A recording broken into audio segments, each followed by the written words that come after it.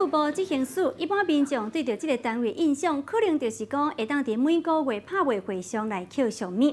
例如拍卖王这个称呼的这个执行官黄友文哦，因为价值市价2万块的大同红仔，以7万8千块的价销卖出去，互伊变甲真有名。伊做工课13年来，更加执行着管收真侪案件，为国家收回3亿。不过伊一路行来，嘛是安尼坎坎坷坷，也阁曾经为着要欠钱去补习班上课，做过呢这酒店的少爷。起码就看到乌布烧台，台甲是老火老的。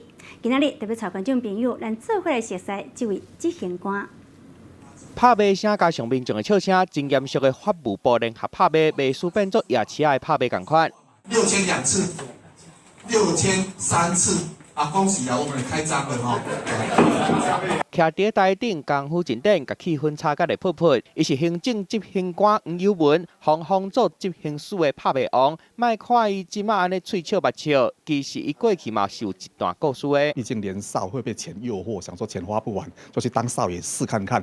因为酒店里面我目睹了砍杀的镜头，吓到了，所以我就赶快离职去补习，就考大学。退伍迄年，黄友文上北部找头路，意外入去酒店上班，逐工看人咧遐烧拍车拼，心内感觉真空虚。一直到有一天看到报纸顶的报10大杰出女青年的其中一个检察官丁秀兰，甲伊同款出身真歹，受到伊的鼓励，开始做改变。就被他感动影响而去考上台大法律系，我就觉得他是我人生的贵人，所以我就想随着他的脚步来办好行政执行官。做执行官了后，互公认是拍卖王，其实毋若拍卖，伊13年来办过40件管收，为国家收超过3亿的税甲罚金回来，含国民党的无合理的动产，嘛互伊讨1500万回来。好像人生是出事要来讨债的，用管收的方式，这个时候民众通常大部分他都会心生畏惧，就愿意把钱缴出来。